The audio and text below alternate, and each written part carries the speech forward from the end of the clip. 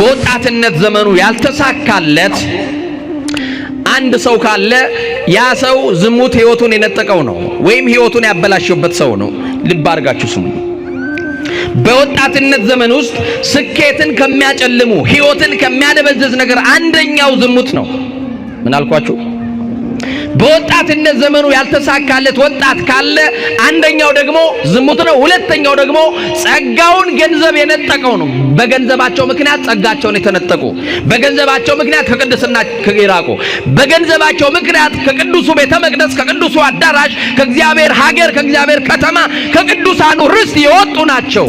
መስቀሉ ላይ ወጣ የሽሮ የበርበሬ ጥያቄ ዛሬ ነው።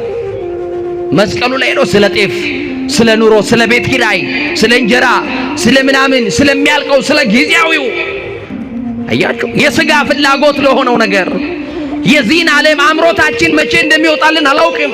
መስቀሉ ላይ ሄደን መቼ ነው ክርስቶስን የምናየው? ዓለም እንደ ሸንኮራ አገዳ መጣ ትተፋለች። ሳት አያችሁ አኝካ ትተፋናለች። ግድ የለም አኝካ እንኳን ከተፋችን ግድ የለም ማን ይፈልገናል?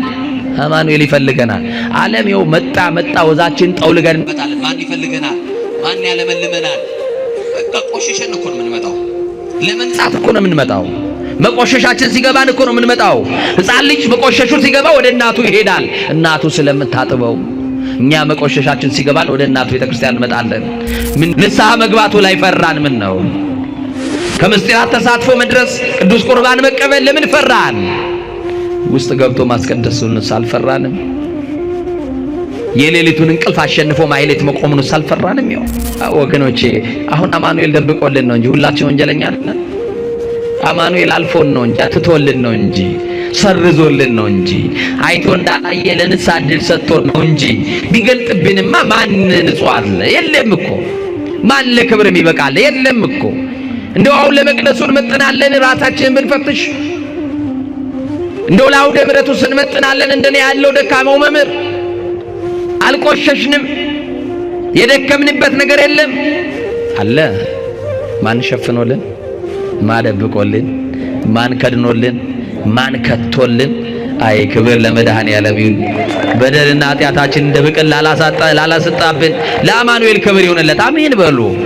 ከሊቶስጥራ እስከ ቀራንዮ እርጥብ መስቀል ይዞ የወደቀላቸውን የተነሳላቸውን የወደቀልንን የተነሳልንን ደግሞ ያነሳንን ርቃን የተሰቀለውን የአይሁድን ርኩስ ምራቅ የተቀበለውን የተተፋልህን የተናቀውን የሕማም ሰው የተባለውን አማኑኤልን ጎዱኑ እስኪታይ የተገረፈውን መድኃኔዓለምን ሰንበሩ እስኪታይ አጥንቱ እስኪቆጠር ድረስ የተገረፈውን እርጥብ መስቀል ይዞ የወደቀውን በወደቀበት ሲረግጡት አይሁድ ሲተፉበት ያንን ክርስቶስን ቀራንዮ ላይ እንዳያየውን መከራ እየተሳተፉ በተመስጦ ሰማይ ይደርሳሉ፣ በተመስጦ ቀራንዮ ላይ ይደርሳሉ።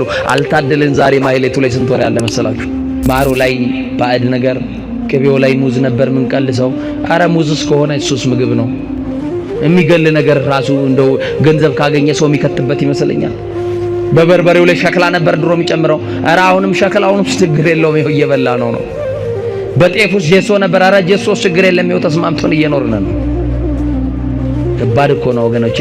የት እንዳደረሰን አያችሁት? አጭበርብረን ያመጣ ነው። ገንዘብ ከጸጋው ይለያል።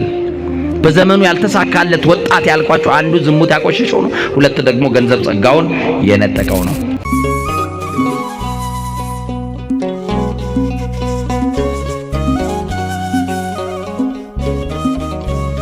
በወጣትነት ዘመኑ ያልተሳካለት አንድ ሰው ካለ ያ ሰው ዝሙት ህይወቱን የነጠቀው ነው ወይም ህይወቱን ያበላሸበት ሰው ነው። ልብ አድርጋችሁ ስሙ። በወጣትነት ዘመን ውስጥ ስኬትን ከሚያጨልሙ ህይወትን ከሚያደበዝዝ ነገር አንደኛው ዝሙት ነው። ምን አልኳችሁ? በወጣትነት ዘመኑ ያልተሳካለት ወጣት ካለ አንደኛው ደግሞ ዝሙት ነው። ሁለተኛው ደግሞ ጸጋውን ገንዘብ የነጠቀው ነው። በገንዘባቸው ምክንያት ጸጋቸውን የተነጠቁ፣ በገንዘባቸው ምክንያት ከቅድስና የራቁ፣ በገንዘባቸው ምክንያት ከቅዱሱ ቤተ መቅደስ፣ ከቅዱሱ አዳራሽ፣ ከእግዚአብሔር ሀገር፣ ከእግዚአብሔር ከተማ፣ ከቅዱሳኑ ርስት የወጡ ናቸው። ስለዚህ ወጣት ስትሆን ሁለት ነገር ይፈትናል። በሁለት ነገሮች ትወድቃላችሁ። የመጀመሪያው ዝሙት ነው፣ ሁለተኛው ገንዘብ ነው። ዝሙት ያልጣለውን ገንዘብ ይጥለዋል፣ ገንዘብ የጣለውን ደግሞ ዝሙት ይጥለዋል። እንዲህ ካለ ኃጢአት መድኃኔዓለም ሁላችንም ይጠብቀን። አንደኛ ብለን የምናየው በዘመኑ በስቲ ከኔ ጋራ ይሄን አብረን እንድትሉ እለምናችኋለሁ። በወጣትነት ዘመኑ በሉ ያልተሳካለት ወጣት ምን አይነት ሰው ነው? በወጣትነት ዘመኑ ያልተሳካለት ወጣት ማን ነው የሚለውን በመጽሐፍ ቅዱስ ጥቂት እየከፈን እናንተ ገብታችሁ ቤታችሁ በደንብ ታሪኩ እንድታነቡ እኔ ከላይ ሐሳቡን እንድትረዱ ተነግራችኋለሁ። የወጣትነት ጊዜያትን ከሚያባክኑ ስኬትን ከሚያጨልሙ ነገሮች አንደኛውና ሊሰመርበት የሚገባው ዝሙት ነው። ሰማችሁኝ? የወጣትነት ዘመንን የሚያጨልም ስኬት የሚለውን ነገር የሚነጥቀን አንደኛው ማን ነው? ንገሩኛ።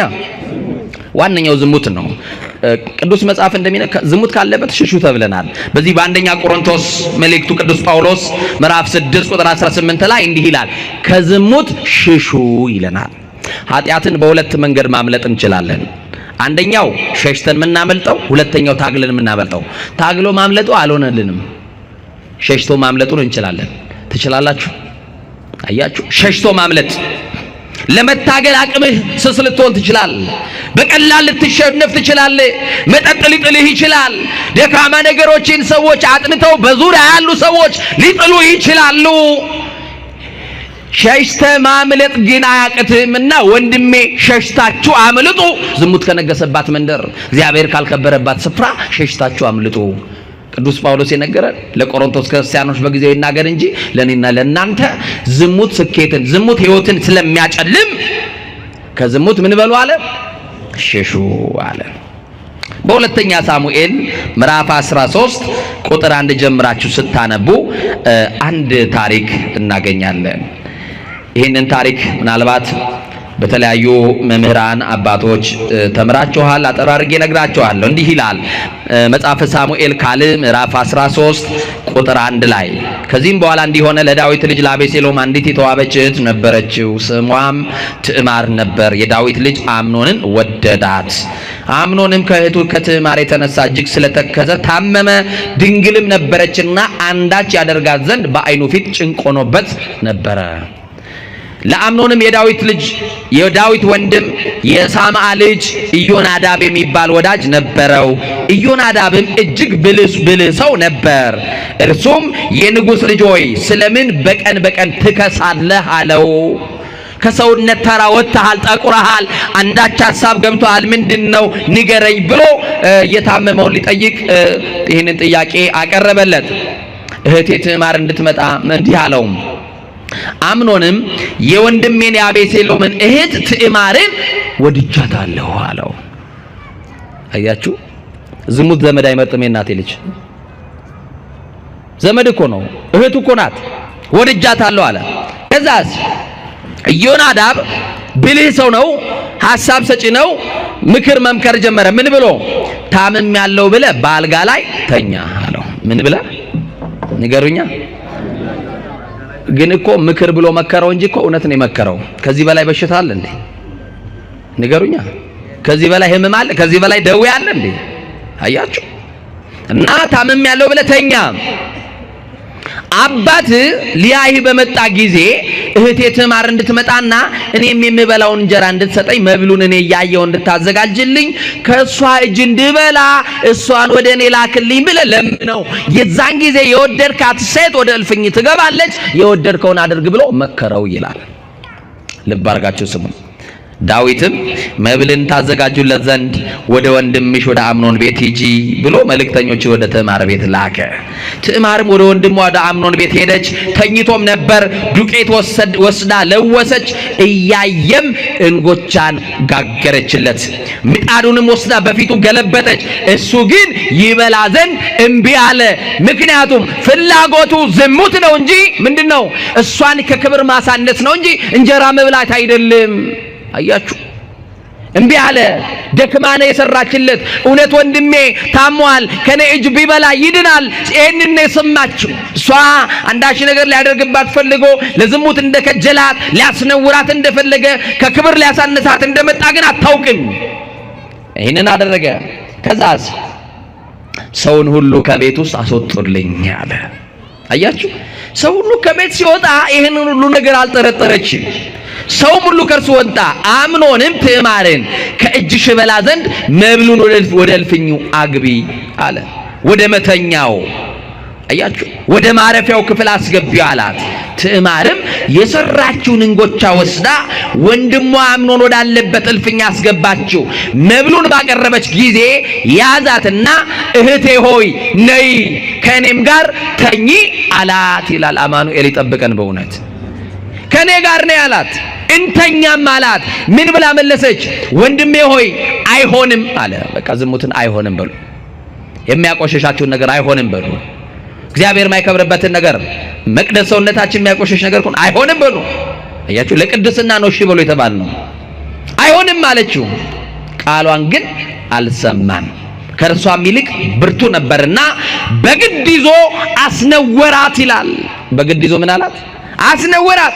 የሚፈልገው ኃጢአት ከሷ ጋር ማመንዘር በዝሙት መውደቅ ነበረ ፍላጎቱ።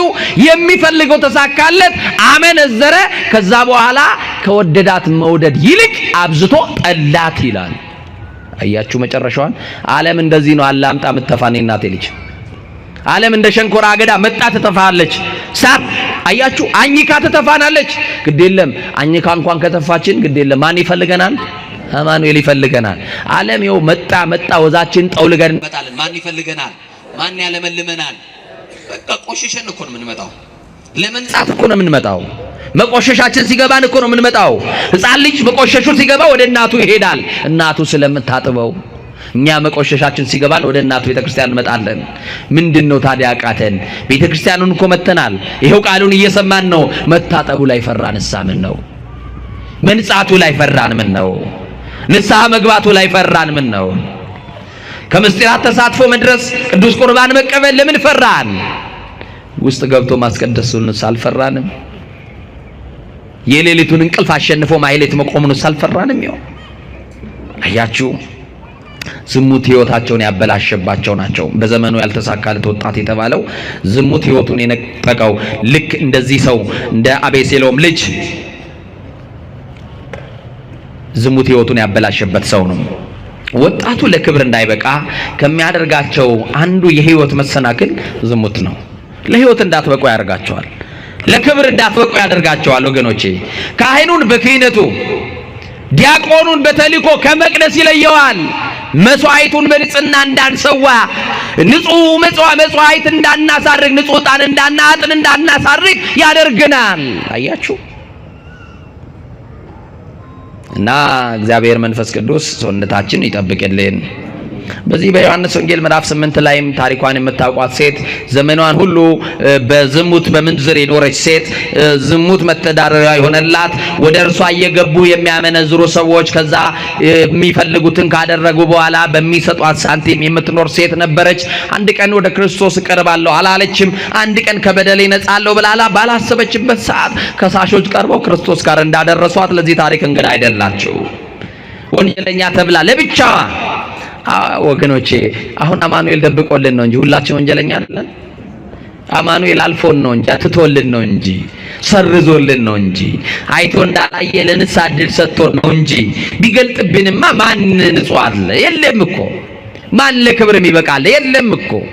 እንደው አሁን ለመቅደሱ እንመጥናለን ራሳችንን ብንፈትሽ፣ እንደው ለአውደ ምሕረቱ ስንመጥናለን እንደኔ ያለው ደካማው መምህር አልቆሸሽንም። የደከምንበት ነገር የለም አለ። ማን ሸፍኖልን? ማን ደብቆልን? ማን ከድኖልን? ማን ከቶልን? አይ ክብር ለመድኃኔዓለም ይሁን። በደልና ኃጢአታችን እንደ ብቅል ላላሰጣብን ለአማኑኤል ክብር ይሁንለት። አሜን በሉ። ይገርማል እኮ እና ግን ሁለተኛው ገንዘብ ነው ብያቸዋለሁ። ምንድነው አልኳችሁ? ገንዘብ የወጣትነት ጊዜን በነገራችን ላይ በወጣትነት ሰርታችሁ ገንዘብ መያዝ አይደለም እያልኳችሁ ያላችሁ፣ በገንዘባቸው የጠፉትን ወጣቶች ነው እያወሯችሁ ያለው። በዘመኑ ያልተሳካለት ሰው ማን ነው? በዚህ በሁለተኛ ነገሥት ምዕራፍ 5 ቁጥር 20 ላይ ስታነቡ የነቢየ እግዚአብሔር የቅዱስ ኤልሳን ታሪክ በሚገባ ታነባላችሁ። ንዕማን የተባለ አንድ የሶሪያ የወታደር አለቃ ወደሱ መጥቶ ለምጻም የነበረ ሰው በንጉስ ትእዛዝና ደብዳቤ ወደ ነብይ እግዚአብሔር ወደ ቅዱስ ኤልያስ በረከት ወዳደረበት ወደ ኤልሳ ዘንድ መጥቶ ከለምጼ ነፃ ዘንድ እባክህን ወደ እግዚአብሔር አመልክትልኝ ጸልይልኝ ባለው ሰዓት በዮርዳኖስ ወንዝ ሂድና 7 ጊዜ ብቅ ጥልቅ እያልክ ተጠመቅና ና አለው። በአገሬ ያሉ ያልደፈረሱ ንጹህ የሆኑ እና አባበናና ፋርፋ የተባሉ የሶሪያ ንጹህ ምንጮች እያሉ የደፈረሰውን የዮርዳኖስ ወንዝ ላይ ተጠመቅ ብለህ እዛ ድረስ የምትልከኝ አለ። ዛሬም እኮ አባቶቻችን እንዲሁ አይደለም። እዚሁ ጸበል እያለ አንዳንዶቹ እንደው ጻድቃኔ ሄደሽ ብትጠመቂ ብሎ ይልካሉ አይደል? በነ ኤልሳ ዘመንም እንዲህ ነበር። እየሰማችሁ ነው? ጻድቃኔ ሄደሽ ብትጠመቂ፣ አንዳንዱ የእንጦጦ ኪዳነ ምሕረት ሄደ ብትጠመቅ፣ አንዳንዱን ደግሞ እንደው የት ነው እስቲ አንድ ጸበል ንገሩ። መቼም እናንተ ማትሄዱበት የለም። እስቲ ንገሩ። አቤት ማን ነው? ዘብር ገብርኤል፣ ስውሯ ማርያም። አዎ ትሄዳላችሁ። የበረከት ስፍራዎች ናቸው አይደል? ቦታን የቀደሰው ሰው ነው አይደል? ሰውም ደግሞ በቦታ ይቀደሳል አይደል? ቦታን ስናከብር አይደል? እኛም ስንከብርበት በንጽህና ስንይዘው ለእግዚአብሔር ሲፈስበት አዎ ተአምር ይሰራል እግዚአብሔር። እውነት አሰጥ እውነት። እናንተ ማምናችሁ ስለምትሄዱ ደግሞ ድናችሁ ትመጣላችሁ። አያችሁ እና ይገርማል። ወደ ሶሪያ ልኮት እንደነገረው 7 ጊዜ ብቅ ጥልቅ እያለ ተጠምቆ ሲመጣ ለምጹ ርግፍ ብሎለት የመጀመሪያ መልኩን ይዞ በደስታ ወደ ነብይ እግዚአብሔር ወደ ኤልሳ ዘንድ መጣና ምን ላድርግልህ አለው። ኤልሳን እየሰማችሁኝ ነው? ያዳነው ኤልሳ አይደለም፣ የፈወሰው ኤልሳ አይደለም። ያዳነው የኤልሳ አምላክ ነው፣ የሙሴ አምላክ ነው፣ የኤልያስ አምላክ ነው። ዛሬ ክብሩን ጠቅልለን እኛ ብንወስድ ደስ ይለናል። እኔ ጸልዬ እኔ አጥምቄ አንድ ሰው ቢድን እንደ ረንደው ማስታወቂያ ነው ማሰራው። እኔ እንዲነገርልኝ እኔ እንድታወቅ ነው የምፈልገው። ኤልሳ ስላደረገው ነገር ምንም አይነት ክፍያ አይፈልግም። ዛሬ ጊቭ ኤንድ ቴክ ነው፣ ታውቁታላችሁ አይደለ? እና ኤልሳ ምን አለ? የእግዚአብሔርን ጸጋ በነፃ አግኝቷል። በነፃ ያገኘውን ደግሞ በነፃ መስጠት ነው፣ ግድ ነው።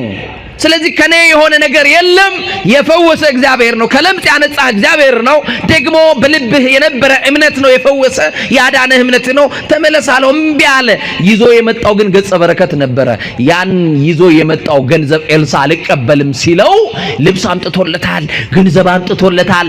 ኤልሳ እምቢ በማለቱ ግያዝ ደቀ መዝሙሩ ግያዝ በውስጡ ተቃጠለ።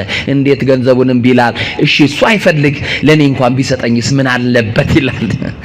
እንደው እኮ ያደርስ ነው አዛኝ ምን አለበት እንደው ባይመቀኝ ለኔ ቢሰጠኝ። ይሄንን ነገር ለማሳካት ገንዘብ ክፋቱን ይውላችሁ። ግያዝ ከኤልሳ ጋር ሆኖ ከገንዘብ የተሻለውን ጸጋ ማግኘት ይችል ነበረ። ያንን ጸጋ ግን ገንዘብ ነጠቀው። ፍቅረ ነዋይ ገንዘብ መውደዱ ነጠቀው። ልብ አድርጉ። ከኤልያስ ጋራ ማገልገሉ ኤልሳን የጠቀመውን የእግዚአብሔር ጸጋ የኤልያስን መንፈስ በሱ ላይ 2 እጥፍ ነው ጥፎ ነው የወረደለት። ገንዘብ አይደለም፣ ከገንዘብ የተሻለውን ነው ከመምህሩ ያገኘው ኤልሳ። ይሄም ግያዝ ደቀ መዝሙር ነው፣ ከመምህሩ የተሻለውን ጸጋ ያገኝ ነበረ፣ ግን ገንዘብ ነጠቀው። ልብ አድርጉ ወጣቶች፣ ዝሙት ያልነጠቀው ሌላው ደግሞ ገንዘብ ይነጥቀዋል። አያችሁ። ከዛ ምን አደረገ መሰላችሁ? ኤልሳን ሸወደና ሳያየው ተደብቆ ተሰናብቶ ወደ ሀገሩ እየተመለሰ ድኖ የሚመለሰውን ድሮ መቼም ገዳም ግሸን ማርያም ታውቃላችሁ አይደል? ግሸን ማርያም ሄዶ የሚያውቅ ሰው እስቲ እጁን ያሳየኝ። እንዴ እኔ እኮ ለመዘግብ እኮ አይደለም፣ ቀጣይ ምዝገባ አይደለም፣ እኔም ጉዞ አዘጋጅ አይደለም። እስቲ አውጡ አሳዩኝ። 1 2 3 4 ሰው ምናምን አይቻለሁ። የለም እንደው ብር ቢኖረኝ ወስዳችሁ ነበር። እሺ ጥሩ ነው።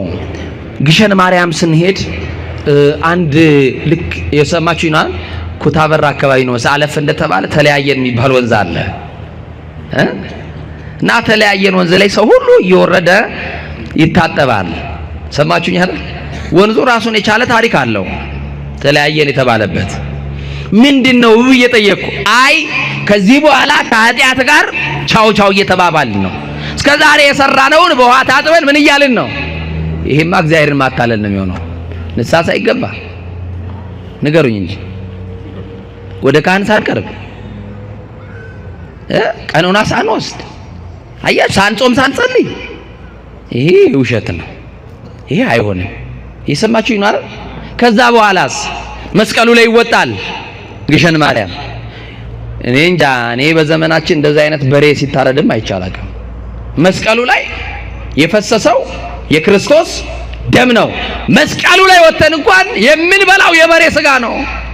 መስቀሉ ላይ ልብ አድርጉ፣ መስቀሉ ላይ የፈሰሰው የኢየሱስ ክርስቶስ ደም ነው ከኃጢአት ሁሉ የሚያነጻው። ወደሙ ለኢየሱስ ክርስቶስ ያነጻንም ሁሉ ኃጣዊን የተባለው እዛም ሄደን የበሬን የፍየል የበግ ደም አፍስሰን ስጋ በልተን ወይን ጠጥተን ጠላ ጨልጠን እንመለሳለን። ይሄ ነው ከኃጢአት መለያየት? ከኃጢአት መለያየት ይሄ ነው ወይ? መስቀሉ ላይ ወተን የታረደውን የክርስቶስን ስጋ መቼ ነው ምንበላው? መስቀሉ ላይ ወተን መጣን፣ ፎቶ ተነስተን ቲክቶክ ሰርተን አሳውቀን አሳውጀን ዛሬ ጉዟችን ሰመረ አማረ ብለን ስንወርድስ እየዳነ ሄደ እየዳነ እያልን ስንወጣ አልጋ ባልጋ ነው እያልን እየሰማችሁኝ ነው። ከነቋጠሯችን ሄደን ሳንፈታ መምጣታችን አያሳዝንም? ያልተሳካለት ሰው ማለት እኮ እኛ ነን። አናለቅስም መስቀሉ ላይ ወተን? የክርስቶስ መስቀል ግማዱ ያለው እዛ ነው። መስቀሉ ላይ እኮ ነው ማልቀስ፣ መስቀሉ ላይ እኮ ነው ማንባት፣ መስቀሉ ላይ ነው ስለ ኃጢአት ማንባት ማልቀስ፣ ራስን መውቀስ፣ ራስን መክሰስ መስቀሉ ላይ ወጥቶ ነው እንጂ የእናቴ ልጅ ቢቻልስ መስቀሉ ላይ ለክርስቶስ ለዛ ለስጋውና ደሙ እንዲያበቃ እንደው ተስሎ መምጣት ነው እንጂ መስቀሉ ላይ ወጣ የሽሮ የበርበሬ ጥያቄ ዛሬም መስቀሉ ላይ ነው ስለ ጤፍ፣ ስለ ኑሮ፣ ስለ ቤት ኪራይ፣ ስለ እንጀራ፣ ስለ ምናምን ስለሚያልቀው ስለ ጊዜያዊው አያችሁ የሥጋ ፍላጎት ለሆነው ነገር የዚህን ዓለም አምሮታችን መቼ እንደሚወጣልን አላውቅም። መስቀሉ ላይ ሄደን መቼ ነው ክርስቶስን የምናየው? በዚህ ወር ነው መሰለኝ ታኅሳስ 11 ቅዱስ ያሬድ ዓመታዊ በዓል ነበር አይደል? ቅዱስ ያሬድ ታውቃላችሁ ንጉሥ አጼ ገብረ መስቀል ማዜም ሲጀምር ንግስቲቱ ከነደንገጥሮቿ ደግሞ ንጉሱ ከነወታደሩ ይወጣና የቅዱስ ያሬድን ዜማ ይሰማ ነበርና ዘንጊዞ ዝማሜውን እየዘመመ ያለ የአጼ ገብረ መስቀልን እግር ወክቶ እግሩ እንደተወጋ አጼ ገብረ መስቀል በተመስጦ ሰማይ ደርሶ እግሩ እየደማ የቅዱስ ያሬድ ደሙ እየፈሰሰ አጼ ገብረ መስቀል ንጉሱ ነው በተመስጦ የወጉት ያ ሁሉ ደም ሲፈስ አያይም፣ ያ ሁሉ መከራን አይመለከትም። ምንድነው ቅዱስ ያሬድን ይህንን ሁሉ መከራ ያስረሳው ተመስጦ ብቻ ነው ወይ ሲባል ለካስ መስቀሉ ላይ ነበረ ቅዱስ ያሬድ፣ ለካስ ቀራኔው ላይ ነበረ። እንደው አይታችኋል አይደል? ዘንግ ሲጥሉ ሲያነሱ ሊቃውንቱ እንደው ሙያዬ ስላልሆነ እንዳላበላሸው እናንተ ታውቁታላችሁ፣ አባቶች ያርሙኛል። የሰማችሁኝ ነው። እንደው ዘንጉን ይዘው ይሄን መቋሚያው እንደው ሲወድቅ ሲነሳ ማንን እያሰቡ እንደሆነ ታውቃላችሁ? ከሊቶስጥራ እስከ ቀራንዮ እርጥብ መስቀል ይዞ የወደቀላቸውን የተነሳላቸውን የወደቀልንን የተነሳልንን ደግሞ ያነሳንን እርቃን የተሰቀለውን የአይሁድን ርኩስ ምራቅ የተቀበለውን የተተፋልህን የተናቀውን የሕማም ሰው የተባለውን አማኑኤልን ጎዱኑ እስኪታይ የተገረፈውን መድኃኔ ዓለምን ሰንበሩ እስኪታይ አጥንቱ እስኪቆጠር ድረስ የተገረፈውን እርጥብ መስቀል ይዞ የወደቀውን በወደቀበት ሲረግጡት አይሁድ ሲተፉበት ያንን ክርስቶስን ቀራንዮ ላይ እንዳያየውን መከራ እየተሳተፉ በተመስጦ ሰማይ ይደርሳሉ፣ በተመስጦ ቀራንዮ ላይ ይደርሳሉ። አልታደልን። ዛሬ ማህሌቱ ላይ ስንት ወሬ ያለ መሰላችሁ? ዛሬ ማህሌቱ ላይ ቀራንዮን እንዳናይ ተሸፍነናል። ማህሌቱ ላይ ወሬ አለ። ማህሌቱ ላይ ማለቅሶ ነው እንጂ ምን ወሬ አለ? ከቻለን ክርስቶስ ቅዱስ ያሬድ እንዳየው ቀራንዮን ማየት አያችሁ። መስቀሉ ላይ ሄደን ግን ክርስቶስን ሳናይ እየወረድን ነው። እሱን አይተን እንድንወርድ አማኑኤል በቸርነቱ ይርዳን። ጊያዝ ሸወደና ንዕማን ሄዷል፣ ተሰናብቷል። ኤልሳ አላየኝም ብሎ ነው የሚያስበው። ኤልሳው በዛ ሰዓት ቤት በኩል እንደወጣ እንደሄደ በኤልሳ ላይ ያለው ቅዱስ የእግዚአብሔር መንፈስ ግን ገልጾለታል። መንፈስ ቅዱስ ከሳቲ ነው። መንፈስ ቅዱስ ደግሞ የተገለጠው የተደበቀውን ገልጾ ለኤልሳ ነግሮታል። ከዛ በኋላ ኤልሳ እንደላከ ሆኖ እንዲህ አለው፣ 1 መክሊት ብርና 2 መለወጫ ልብስ ትሰጣቸው ዘንድ አዞሃል ብሏል። ያልታዘዘውን ቅድም አልፈልግም አይሆንም ብሎ ነበረ። ለሱ ግን ስጠው ብሎሃል አምጣው ብሎት ከመንገድ ላይ እንግዲያውስ ምን ገዶኝ ይሄንንም እኮ ያመጣሁት ለኤልሳ ነበረ እሱ አያስፈልገኝም የእግዚአብሔርን ጸጋ በነፃ ነው ያካፈልኩ ብሎ መርቆ ሸኝቶኛል። ከፈለገው ደግሞ ምን ገዶኝ ወደ ቤት ይዤ ከመመለስ ብሎ ያንን ልብስና ብሩን ሰጠው። ገያዝ አጭበርብሮ ተቀብሎ ብሩን ቀብሮ ባዶ እጁን ወደ ኤልሳ ዘንድ ቀረበ። መምህሩ ምን አለው? ከየት መጣህ አለው። አረ የትም አልሄድኩኝም እዚሁ ነኝ አለ። እንዲህ ብሎ አለው የትም አልሄድክም? አዎ ብሎ መምህሩን ሲዋሸው በንዕማን ላይ ወጥቶ የነበረው ለምጽ ባንተ ላይ ይውጣብህ አለው። ገንዘብ ጸጋን ይነጥቃል። ገንዘብ አያችሁ አጭበረበረ በገንዘብ። ዛሬስ በሚዛን ነበር ድሮ ምን አጭበረብረው። አንድ ክፍለ ሀገር በጣም እህል አምራቾች ናቸው እና አንድ ልጅ ነው የሚነግረኝ፣ እየሰማችኝ ነው። መጋዘን ቁጭ ብዬ እህል ገዛለሁ ከገበሬ አለ። የኢትዮጵያ ገበሬ ደግሞ የምታውቁት ነው። እንደኔ ሂሳብ እንኳን በስርዓት እንደው አሁን ሂሳብ ተማርኩ ብል እኔ እንኳን አይሆንልኝም። እንደው የምታውቁት ነው። ከፊሉ ነው የተማረው አይደል? እንደው ምናልባት አሁን ያለው እየተማረ ሊሆን ይችላል። ሂሳብ የምንሰራው በእጃችን ነው አለ። እየሰማችኝ ነው። ኪሎ 8 ዝን ኪሎውን የሆነ የምንወስድባቸው ነገር አለኝ አለ። ቀጠለ ደግሞ አንድ አለኝ እያልኩ ነው ሂሳብ የሚይዘው አለ። ያቺ አንድ አትደመርም። እየሰማችኝ ነው። እንዲህ እያደረኩ ብዙ ዘመኔን የኢትዮጵያን ገበሬ ሳጭበረብሮ ኖርኩኝ። ዛሬ ግን አንድ አለኝ የሚለው ራሱ ገበሬ ሆኗል። ማን አስተምሮት? እኛው። እየሰማችኝ ነው። እኛው ያው ማሩ ላይ ባዕድ ነገር፣ ቅቤው ላይ ሙዝ ነበር ምን ቀልሰው። አረ ሙዝስ ከሆነ እሱስ ምግብ ነው። የሚገል ነገር ራሱ እንደው ገንዘብ ካገኘ ሰው የሚከትበት ይመስለኛል። በበርበሬው ላይ ሸክላ ነበር ድሮ የሚጨምረው። አረ አሁንም ሸክላውንም ችግር የለውም ይኸው እየበላ ነው። በጤፉስ ጀሶ ነበር። አረ ጀሶስ ችግር የለም ይኸው ተስማምቶን እየኖርን ነው። ከባድ እኮ ነው ወገኖቼ። የት እንዳደረሰን አያችሁት? አጭበርብረን ያመጣ ነው። ገንዘብ ከጸጋ ይለያል። በዘመኑ ያልተሳካለት ወጣት ያልኳቸው አንዱ ዝሙት ያቆሸሸው ነው። ሁለት ደግሞ ገንዘብ ጸጋውን የነጠቀው ነው።